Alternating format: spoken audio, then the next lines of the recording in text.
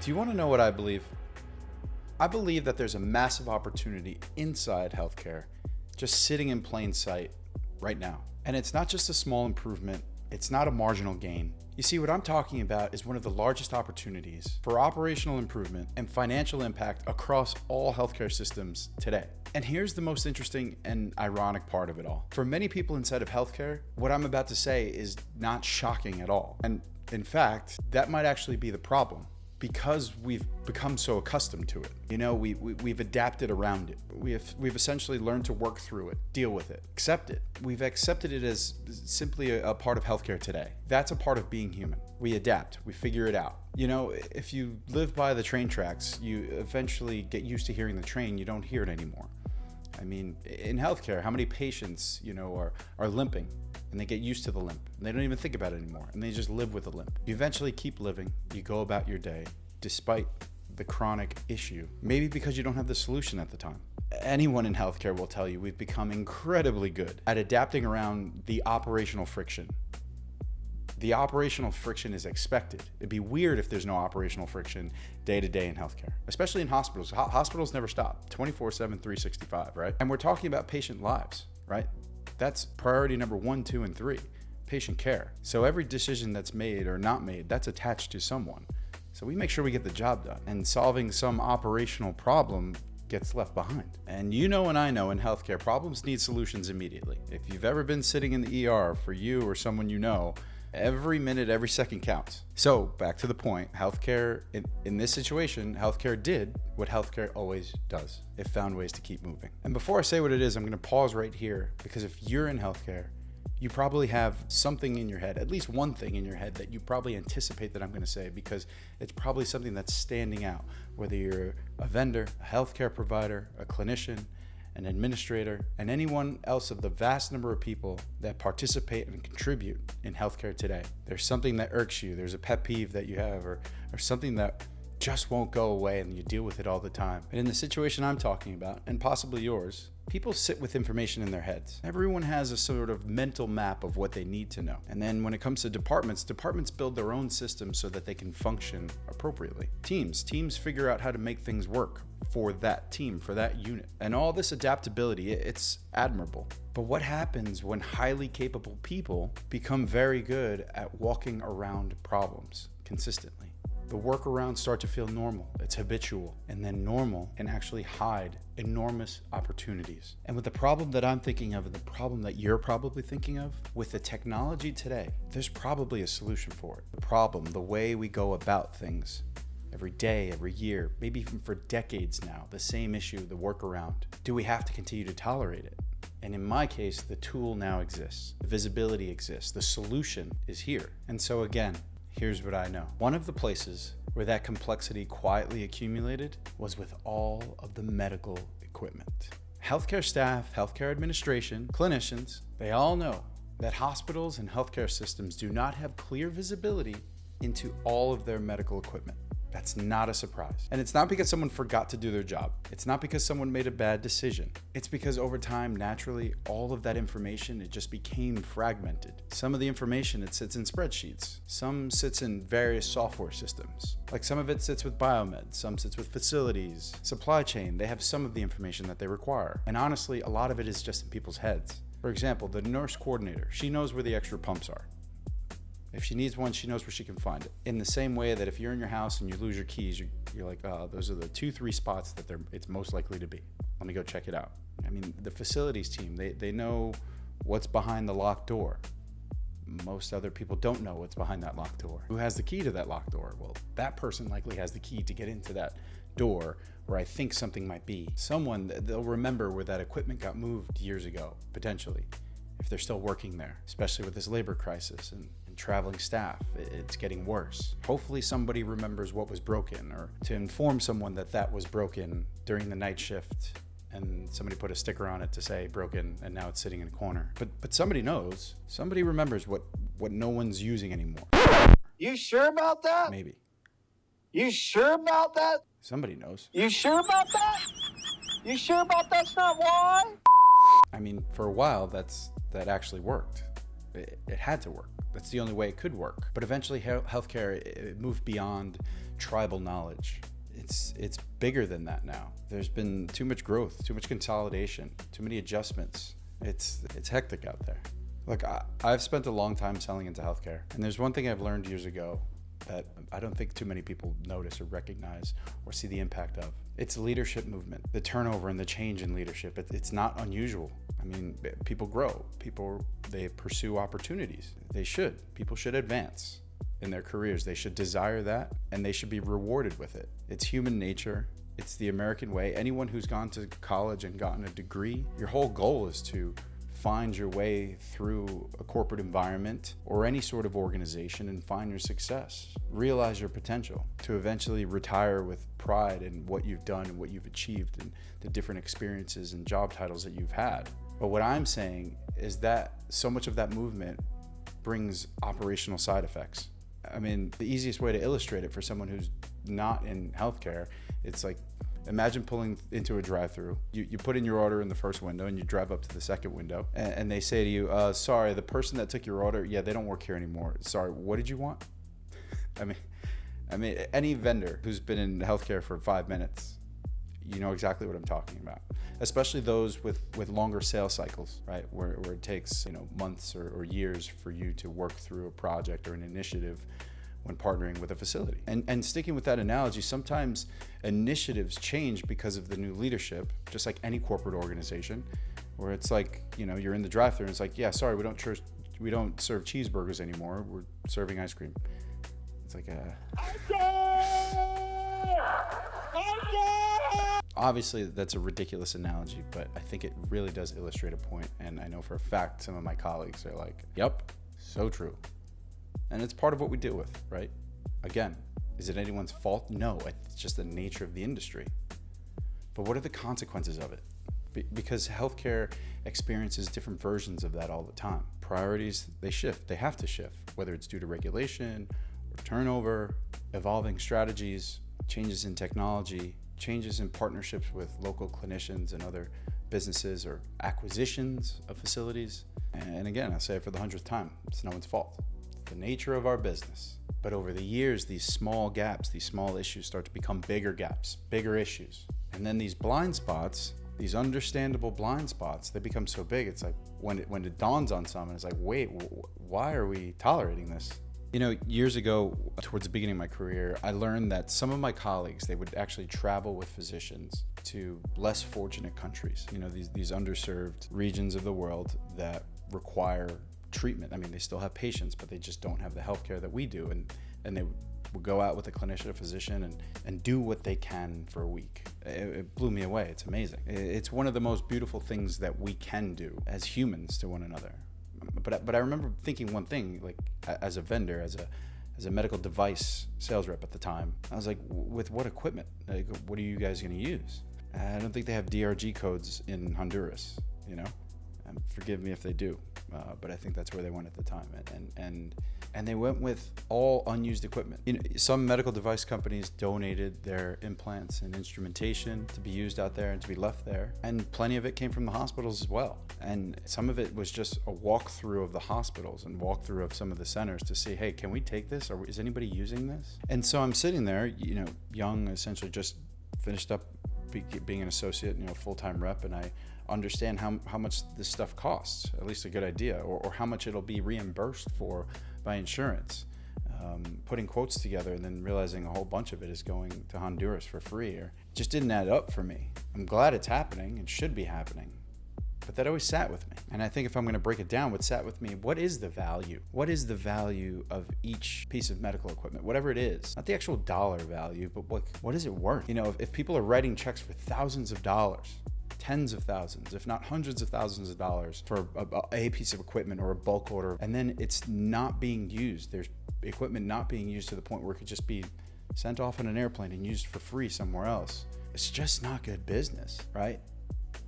I mean, I'm glad it happened. When I say it's not good business, it's just like there's a discrepancy there that I couldn't wrap my head around. But then ask yourself this question: what happens to all the equipment that doesn't get sent? What happens to all the equipment sitting in storage rooms, sitting in trailers or warehouses? Because in case you didn't know, that's what happens. There's tons of capable equipment sitting gathering dust somewhere in a closet somewhere. And sometimes facilities that are strictly to hold equipment that is not being used, that's fully capable of being used, and then no one exactly knows what it is, what it's worth. But one thing I do know is that equipment still has value, it still has usefulness, it still represents capital. I mean, no matter if you're a CPA, a CFO, or a COO, or the head of perioperative services, everyone sees medical equipment differently for its value, for its use, whether it's depreciation or its actual function. But what is it worth if no one sees it at all? Maybe somebody has it in the back of their head. Yeah, they know that there's items XYZ sitting there, but I'm busy. I can't address that, nor is it my role or responsibility to address that. And that's what happens. That's the nature of the business. So it's a problem. It's an issue. It's something. Is it operational? Is it financial? Is it a compliance issue? Is it an issue when a facility gets audited? Is it an issue when someone from an accrediting organization comes in and audits? Essentially, is it a risk? There's dollars involved, there's efficiency and function of operations, and there's potential legal, compliant, rule regulation issues involved here. If you've made it this far, go ahead and click subscribe now so you do not miss the next one. And if you or a friend want help breaking into medical sales, the best place to go is medsalesblueprint.com. Now, for a second, let's compare healthcare to an extremely successful company like Amazon. Amazon, because they deal with inventory all the time, right? They're experts at it. Because healthcare workers work hard, period. But Amazon didn't become operationally dominant because they work hard. It's because they became obsessed with visibility. And I looked into it. They became obsessed with the movement of their items and the visibility to those items, to that inventory, the visibility to the utilization of it, the visibility to understand the inefficiencies of it. Because when organizations, any organization, can clearly see what they have, the operations improve. What's that saying? You can't manage what you don't measure. So when you do measure it, when you do track it, when you do understand what you have, you can manage it. And then what happens? Well, on the capitalistic side of things, your margins improve. When it comes to employees, the employees become happier because they're less stressed out. Pausing for a second, I've had a CEO of an organization look me square in the eye and say, the biggest issue we have is trying to keep our staff members happy and at least not stressed out, because we continue to lose people and we know the crisis. We know the cost of it. The largest cost for a hospital is labor, like so many other businesses. So that satisfaction of the employees is a massive factor as well. And you know who else becomes happier on the Amazon side? Customers, just like all of you who love Amazon Prime. Oh, and forbid, something doesn't come at the exact time window that they say, because we've all grown accustomed to how good they are at managing their inventory. Leadership for an organization like that, they can then make better decisions, whether it's on the inventory or focus their energy and effort elsewhere, knowing that all their assets are accounted for and taken care of. And when an initiative comes up or capital budget planning comes up, they can just refer to the system that they put in place, and they can rely on that data of that equipment that they have, the assets that they have, the inventory sheet. It's reliable, it's visible, it's available. So when it's available in that way, question? Here's the answer. You have an assignment for me as an employee? Let me go to the data that I can rely on, pull the data, and then I can come and present you with an answer because I have the information I need to make it. And going back to an Amazon or a company like that, investors gain confidence. And when investors gain confidence, the money flows, the business can thrive. I'm telling you, visibility, it creates a level of intelligence to what you do and what you have. It creates operational intelligence. And healthcare, despite being one of the most important and largest industries on the planet today, historically, it just has very limited visibility into one of the most important categories, the medical assets, the equipment used to treat patients. I mean, if you look at it objectively, the cost of putting a building together is huge. And then you have your layouts and your maps and your understanding of that building. And then you fill it with people, qualified, trained, clinicians, staff, individuals. Imagine not knowing where they are, when they're supposed to show up, or just hiring someone because you don't know where the other one is if they show up to work. Because after the building, the people, it's the equipment needed for those people to do their jobs. And equipment is disappearing. Extra equipment is being purchased. Not to mention the service contracts, the warranty agreements. On what? On something that you still have? On something that are you using it? Well, we have 32 hospitals. Well, are you buying the same thing at that hospital that's not being used here? Somebody could just take it over there? Why didn't somebody solve this years ago? Because the difficult part was never the software or a list. Because there's tons of people who wrote lists. Then Excel came out and people put it into these sheets or Google Sheets. But now we have software systems. And I know of one software system that is outstanding. But it's not the software system that caused this, like the lack of a software system. The difficult part is the data. I mean, I've just been talking all about it. The asset information is incredibly messy. Where do you go to get it? How do you find it? How do you count it? Who goes and writes it all down? How do you write it all down in a building that's being utilized 24/7, 365, patients in and out who are requiring it and using it at all times? I'm telling you, there's incomplete spreadsheets. There's old lists. There's different systems. It's all conflicting information. And like I said before, that information is living inside different departments and different people's minds. In this book here, I don't know if you can see it. It's called Onward. It's the story about Starbucks and Howard Schultz, the CEO, how he came back at a pivotal time when Starbucks wasn't doing well. And one of the craziest things he decided to do was shut down all the Starbucks for a day. Every single Starbucks store closed for a day. Some of you might remember that. And it blew people away. You can't do that in healthcare. There's no stopping. So what do? What can you do? That's where a company called CapExpert, it just saw something differently. They realized something important. They realized that the inventory count was never the destination, so to speak. It was simply the doorway. It was the doorway of understanding to be able to open up so much more. What can you do once you're able to capture that inventory accurately without disruption to the site? Because once you can accurately and rapidly understand everything that a health system owns, I'm telling you, everything changes. So many of the operational inefficiencies that people are dealing with on a regular basis and have been for decades, that changes because you then have the data. I'm talking about service contract visibility, life cycle planning, recall management, redeployment opportunities, rental rental companies, capital planning, procurement opportunities, and like I said before, the cross-facility visibility, just the coordination in itself, operationally in the different departments, smoothness, not needing to find something. And then of course, the thing that makes the world go round, money. The financial opportunity is insane.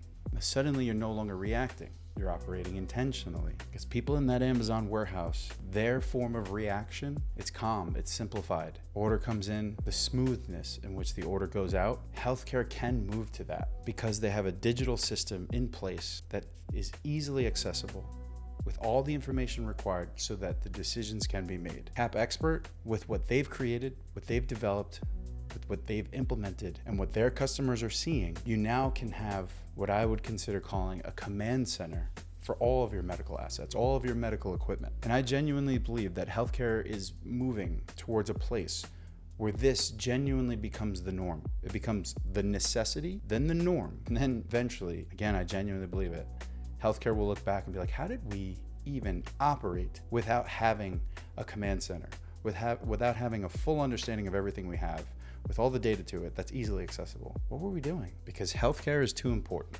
Healthcare has always been too important, and the medical equipment is pivotal, and it's too expensive. Ask any healthcare leader today, they're getting squeezed, and as of today, May in 2026, there's an anticipation of a further squeeze. Margins mean more than ever now. So on the financial side, and on the operational efficiency side, this starts to fall in the category of crucial. And mind you, I haven't even discussed the compliance risks that can go away when Joint Commission or DMV shows up and you can just pull the monitor around and say, what piece of equipment? All the information's here. What data are you looking for which piece of equipment? Type it right in. Here's the thing.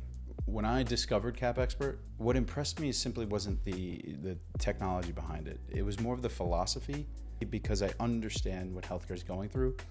And most companies would say, okay, here's your list you asked for, right? Here's the solution that we promised you. Good luck, right? Everything's there. Call me when you need something, or I'll call you when that's out of date and there's an upgrade, right? I guess what I'm saying is that CapExpert didn't stop at the ability to inventory everything quickly, rapidly, accurately. And they didn't stop at the operating system and say, okay, here's all the information. And actually beyond that, they didn't stop at the point when they started creating alerts. They didn't stop when they decided to create a marketplace so that facilities can then divest what they don't want or acquire what they need and find competitive rates. They didn't stop there. They didn't stop inside the system. They went beyond the system. They went beyond telling the customer, hey, this system identifies opportunities for you. The real value is telling a facility, okay, we have your information. Here's what you do next. Here is your low-hanging fruit. Here is where the real value lies, where the facilities can say, okay, I see what you've done here. Now what? What do I do? We're busy. In fact, I don't have a person to assign this to because the data alone doesn't create change. Informing someone that they have a problem doesn't create change. In fact, telling someone how to solve a problem doesn't create change. What creates change is the interpretation. The experience creates the change, or the experience that is brought along with the data. What do you do with it? How do I take action on it? Which action should I take in this mountain of alerts and data and things that would make us better? Its execution creates change. It's the same thing as a patient being seen by a physician. Getting the image and being able to see the image of the X-ray or MRI, CT scan, etc., that isn't the value to the patient. And plenty of times, even the report that's written by, in this example, a radiologist, that means nothing to a patient as well. That's information for the physician. But the value to the patient is them being able to sit with someone who understands, who has the wealth of knowledge and then the data and information so that they can interpret and share with them the best course of action to take based on the information that they've collected. CapExpert realized that's where the value is. I genuinely look forward to looking back at this time to when we go, remember how we used to do that, the way things were? Like, how do we do that? How did healthcare achieve so much at that time? Look what it's doing now. Look what it's capable of. And the reason I'm excited is because I've joined CapExpert. I've joined the company because I believe in what it's doing and the impact that it'll have. And personally, like anyone else, they want to be a part of something that's impactful. So I want to be able to look back. And I'm proud to be a part of this organization. And I'm excited to help each and every facility that I work with implement something that will lead to drastic change, better decisions. Administration and staff, they can provide an even better environment so that the clinicians have the environment that they need to provide the best care to the patients in the communities that we all live in, our neighbors, ourselves, our families. So if you've made it this far along, hearing my excitement, hopefully you can sense that. Nonetheless, if you have any questions or thoughts on the matter, that's what I do. I'm looking forward to hearing from you. I'm genuinely open to conversations with anyone who's curious, has any questions, just wants to discuss the matter. That's what I do for a living. So thank you. Thanks for watching. Don't forget to click subscribe so you don't miss an episode. And remember, if you or a friend want a job in medical sales, the best place to go is medsalesblueprint.com.